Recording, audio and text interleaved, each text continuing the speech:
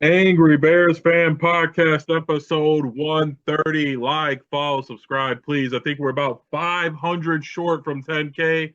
Had a nice little month of growth, the last couple of days of growth. I made some edits. If you guys haven't seen in shorts, I've been doing very well. We've been getting a lot of followers, so please help us 500 more to 10K. But That would be a hell of an accomplishment. yeah, Let's 10K, go. yes.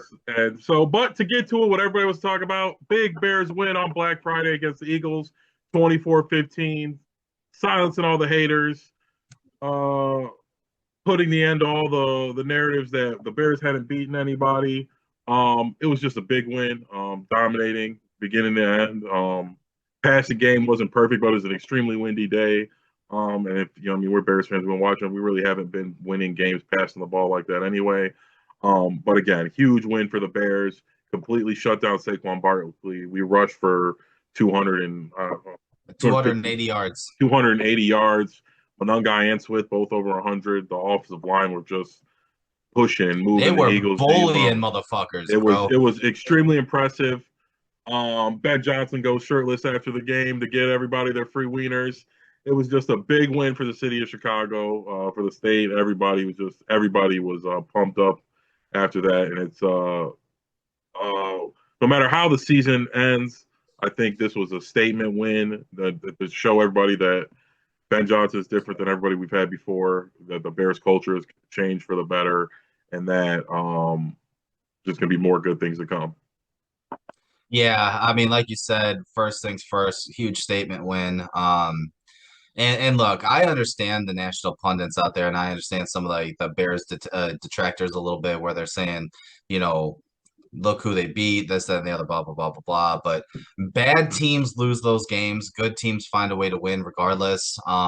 And you see it week in and week out. You know, you take a look. Everybody before the season started would have said Carolina was a bad team, right? They have two really good quality wins on the road. Against Green Bay and then one at home against the LA Rams, which gave the Bears the number one seed overall in the NFC. Yeah, they're in Uh, strong playoff position too. They can yeah, win their like you division. you can only play who you have on your schedule, and the fact is the Bears have won majority of those games, regardless of how they did it. They did it. Now what we did want to see was, not a one possession game, not a nail biter last second, victory for the Bears against the Eagles, and that's exactly what we got. That last score for Philadelphia wasn't garbage time. You know what I'm saying? That was from start to finish one of the most complete games they've had all year. I know we talked about the passing game a little bit. Conditions weren't the best, but that throw from Caleb to Cole Kmet to seal the deal was absolutely amazing. Not a lot of quarterbacks make that throw as perfectly as he did. The run game, like you said, was amazing. 280 yards on the ground against the defending Super Bowl champs. Nobody bullies the Philadelphia Eagles defensive line like that with Jalen Carter and Davis. And the Bears offensive line put in the fucking work. Like you said, they shut down the run game. Saquon Barkley, we were talking about last week how, you know, it's perfect medicine for Saquon Barkley to be facing a Chicago Bears team that's got a not talented defensive line and some beat up linebackers. But again, for the second week in a row, those linebackers, those practice squad linebackers, special teams linebackers stepped up. Agmamiga and DeMarco Jackson, put in the work. And it's just we'll talk about the game coming up because it's Packers week, baby. It's a huge week. We'll talk about that game here in a minute, but going back to Philadelphia, man, let me tell you something. I was excited. I never had a doubt. I know, like in the past few weeks here, we kind of been like, oh, are they gonna blow it? Are we gonna revert back to the same old Bears? This, that, and the other. This game from start to finish was just complete dominance on both sides of the ball. It was fantastic to watch. It was great to watch, especially on the road in a tough environment like Lincoln Financial Field. Philadelphia doesn't lose too many games at home, especially non-divisional games. They don't lose a ton of non-divisional games at home, and the Bears came in there and they beat some ass, belt to ass. Number one in the NFC, number one in the NFC North.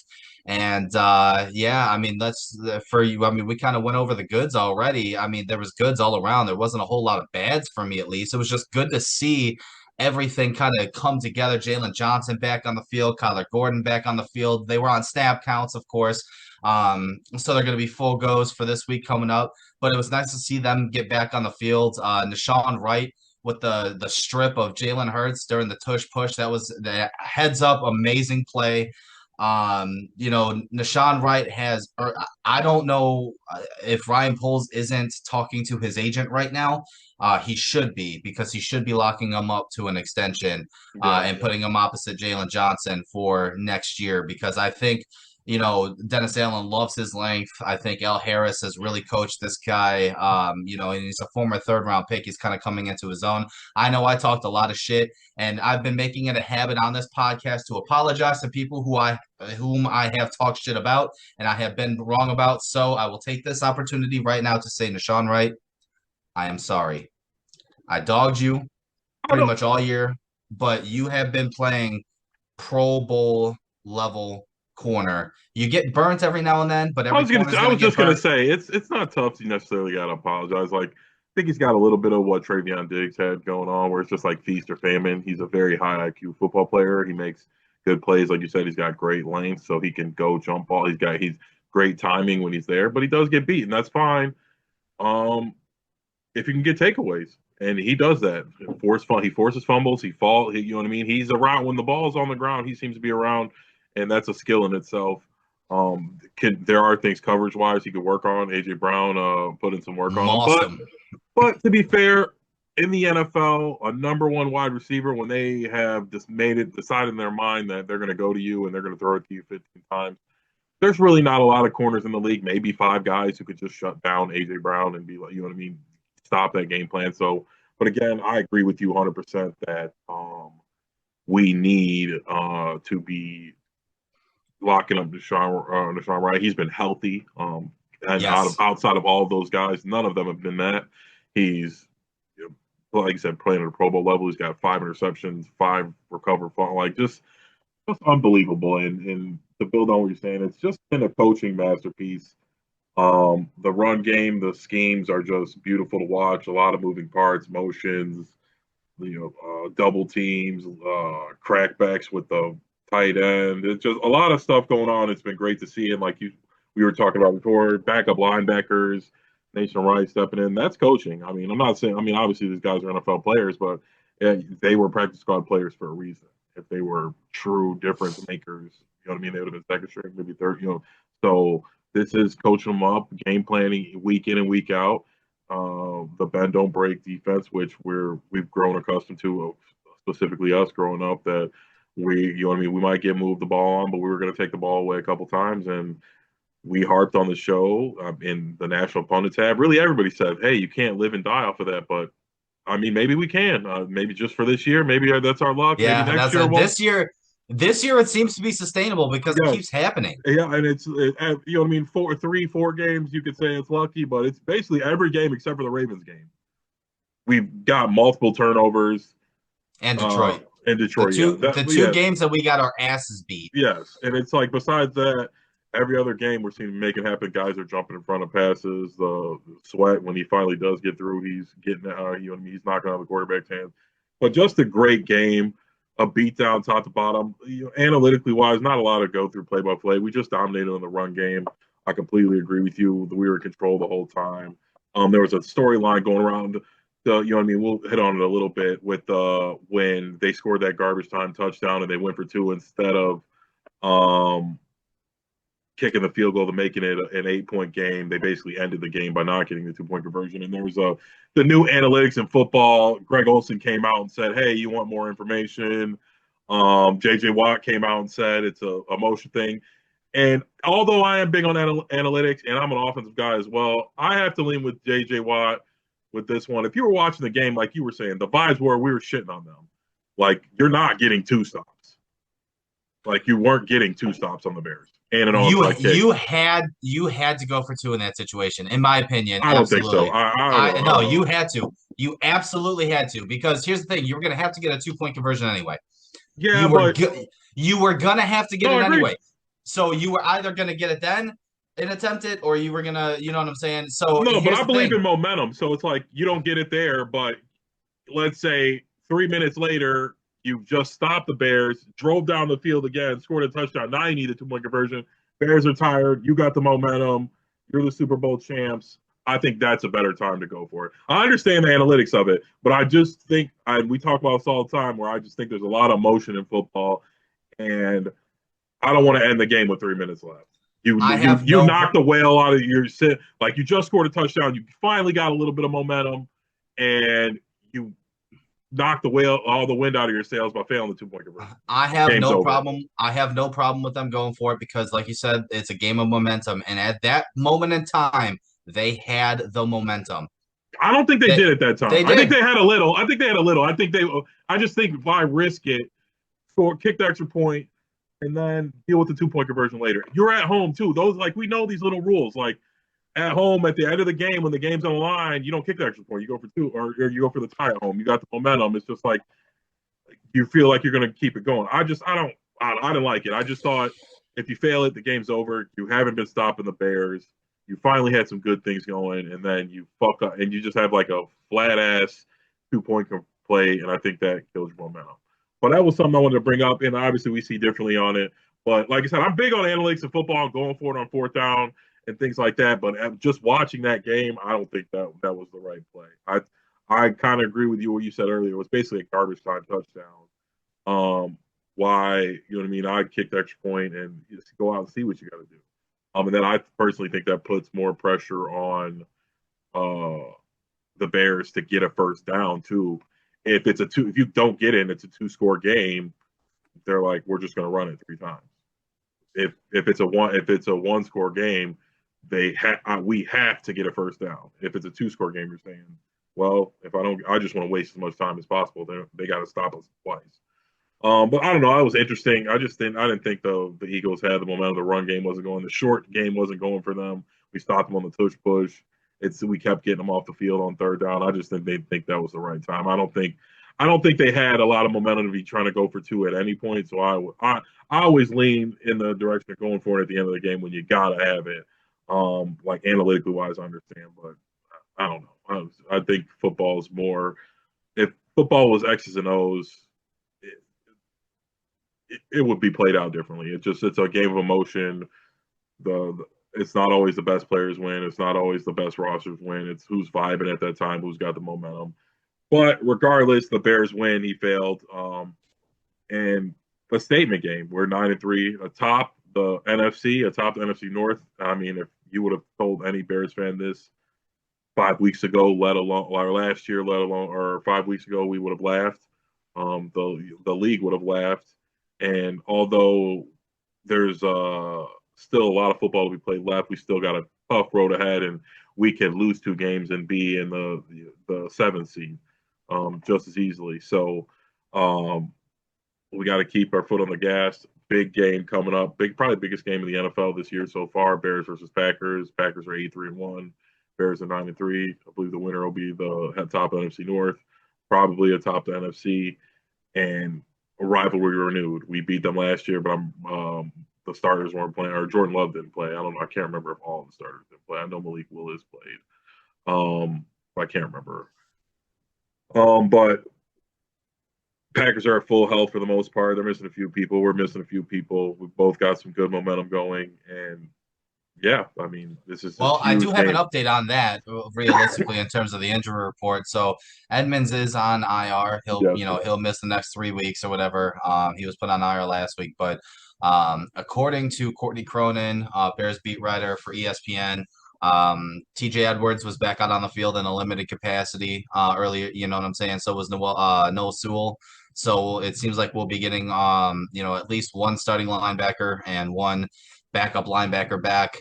I don't know what's going on with Ruben Hippolyte.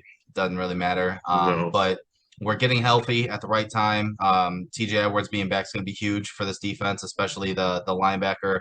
But more importantly, Jalen Johnson and Kyler Gordon will not be on a pitch count. So it'll be interesting to see how Dennis Allen uses, having Edwards back as well as Noah Sewell, and then having his plethora of defensive backs with Jalen Johnson, Nashawn Wright, C.J. Gardner-Johnson, Kyler Gordon, Jaquan Brisker, and Kevin Byard. Yeah. So we're going to be healthy, and that's a good thing. I'm like I said, it's Packers week, baby. I know a lot of Packers fans out there. There's a lot of shit talking already started. Bears Packers rivalry week, it's huge.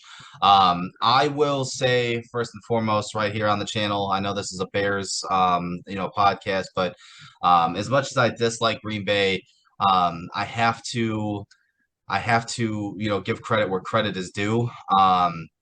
And that's just they're in the same situation that we are in, right?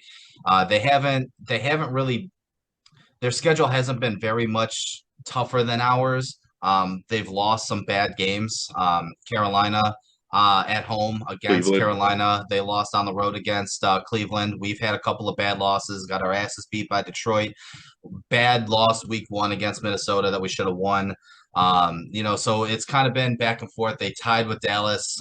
You know what I'm saying? So not a lot of Packers fans out there could be like, well, who have the Bears played and who have they beat when you guys are in the same situation? You Agreed. guys have beaten who you have on your schedule, and they haven't been very good teams either. Now Jordan Love, Toyotathon Jordan Love is one of the best quarterbacks in the league when it's Toyotathon. And it's Toyotathon now. You know what I'm saying? Ben Johnson said it's, the beginning of the season that the Bears will be playing their best football in December and January. And I'm going to trust him on that because he's been right on everything else. Another thing I look forward to is that with this game on Friday that we have a mini bye week. The last bye week that we had an atrocious running game. And he said he is going to fix the run game during the bye week. After the bye week, the Bears have led the league in rushing. With this mini bye, he said, we're going to focus on Caleb Williams in this passing game. So I have all the faith in the world that during this mini bye, we're not going to see a 70%, completion percentage Caleb Williams, but I think we'll see a 64, 65 completion percentage Caleb Williams on Sunday. And here's the thing, if they plan on loading the box, we're going to see just how good Caleb Williams really is. Because if they're going to load the box to try to stop the run, that's going to force Caleb Williams to try to beat them. And we'll see how That's good been of a the coach Ben recipe to beat the Johnson. Bears. Has been for the Packers for the last 10 years is load the box, put a lot of pressure on our young, inaccurate quarterback, and out scheme our coaches. And like you said, a lot of pressure on Ben Johnson and Caleb Williams to get accurate. Honestly, what needs to be fixed in the passing game is Caleb's accuracy and the drops.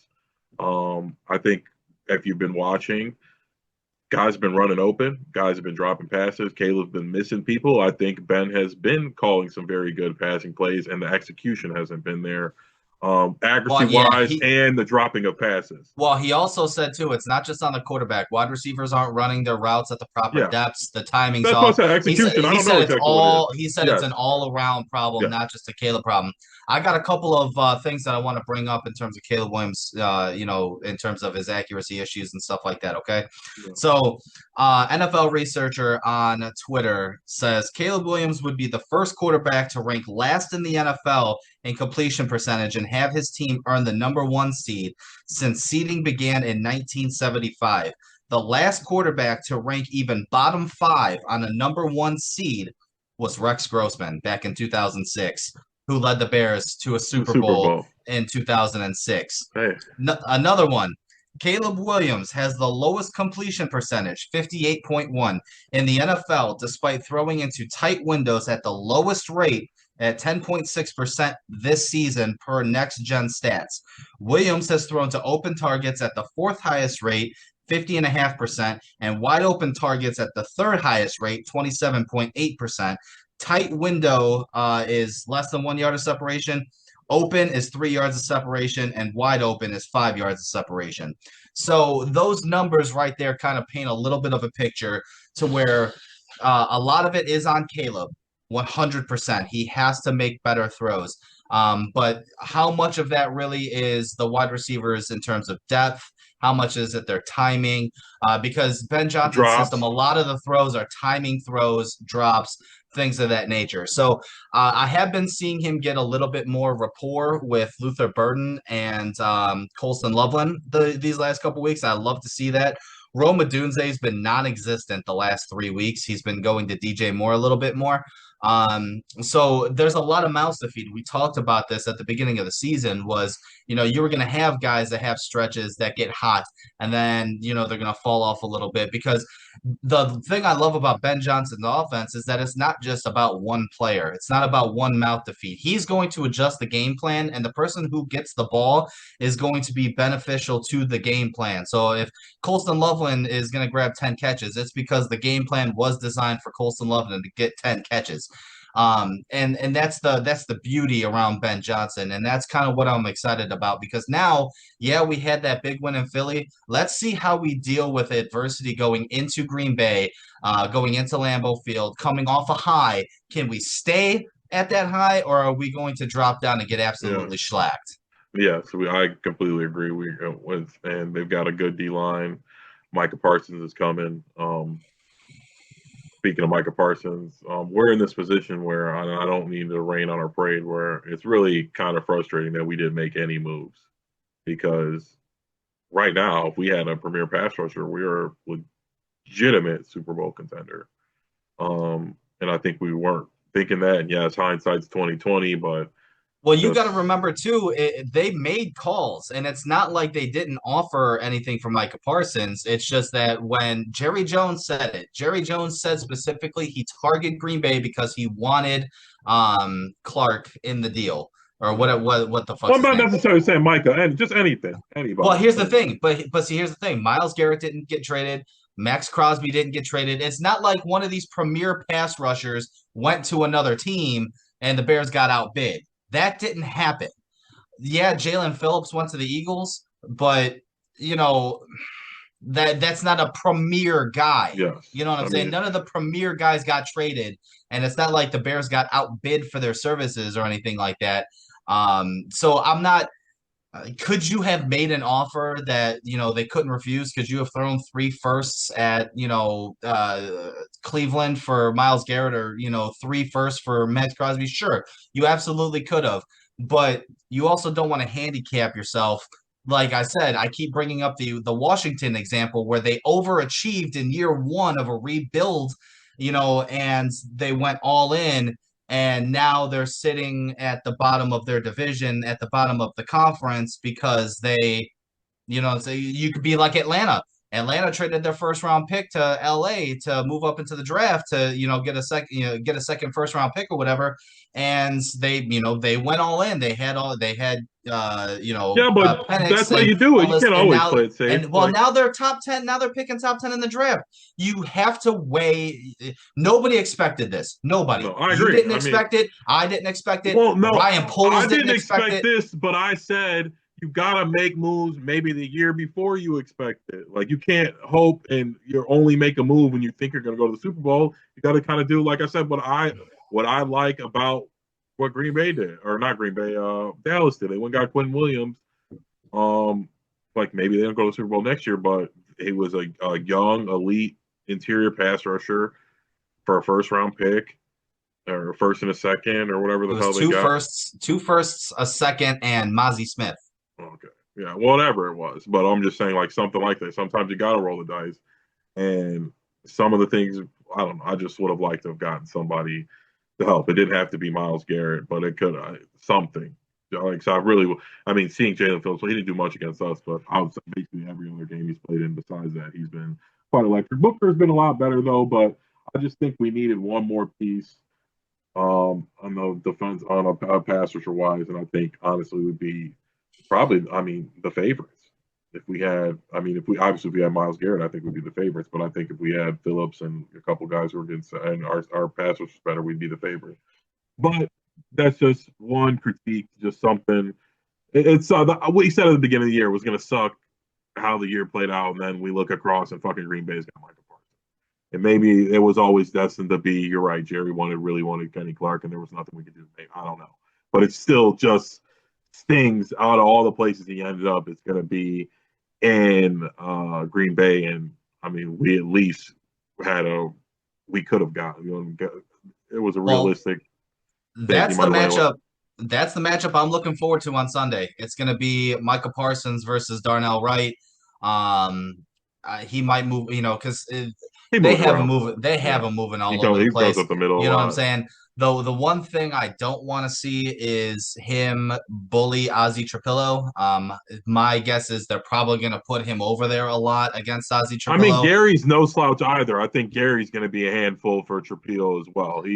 I mean, I am a Michigan guy, but regardless, he's given us fits. He's a top 10, 15 paid pass rusher. He's not Miles Garrett, but he's no slouch himself. He's a double digit sack guy.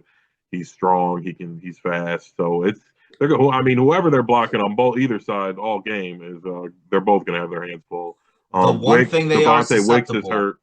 yeah, That helps us a lot. the one thing they are susceptible to is the run.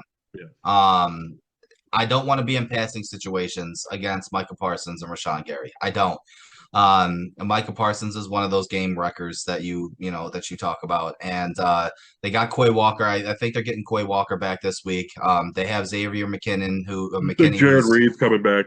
yeah, a fantastic safety. They're going to have some help, but we talked about the wide receiver core last week a little bit. They don't have a true number one wide receiver. They got a bunch of wide receiver threes, and that's fine. Because Jordan Love is making the best of what he's got. And Jordan Love's he's no slouch. He will go through his stretches where he makes throws where you're just like, what the fuck was that? But then he'll make throws where it's like, Yes, how he's the very fuck talented. did he make that throw? You know what I'm saying? So I'm hoping we get the bad Jordan Love on Sunday, but as I mentioned earlier, Toyotathon's going on, and he's the best quarterback in the league when Toyotathon's going on. So with that being said, Sean, what's the final score of this game on Sunday? Um, I'm gonna go Chicago Bears 24, Packers 20. The optimist in me wants to say the Bears win 27-24. It's going to be a close game. Um, would I be surprised if the Bears lose this game? No, because I think they're going to split with Green Bay anyway. So if the Bears lose this game, I wouldn't be surprised. If they do lose, I don't think they lose by one score. I think if they lose by like 10 or more. That's just my personal opinion. If they win, I think it'll be a one-score game. It'll be a close game. But if they lose, I think it'll be a double-digit loss. Just because, I don't know. I just got like a weird vibe with this game. But like I said, I am hoping they win, obviously. But yeah, that's just my 2 cents on it. I'm really hoping Caleb shows out. I really want to see a good game with a mini bye on the road against Green Bay. Let's see how the weather is. I wouldn't mind a snowy, frozen tundra game on Sunday. Good Bears Packers football weather. That would be fantastic to see. Yeah, I would love to see that too. I don't have any factor cap today. But dog of the week. Who is your dog of the week? Um, I didn't even think about this one. You think about it. I will say mine. My dog of the week this week is a group. It's a positional group, and that is the Bears offensive line. They absolutely bullied and mauled Philadelphia. 280 rushing yards for the Bears against the defending Super Bowl champs on the road. And it wasn't one of those things where it was, one block here, one block there. The entire offensive line put in the work and Yeah, it absolutely wasn't like destroyed Philadelphia. there wasn't like 2 80-yard runs or anything. It was just like ground and pound all game, just All day. And the gassing them. Philadelphia knew it was coming and they still couldn't stop it. Darnell Wright did very well against Jalen Carter. I think we gave up one sack.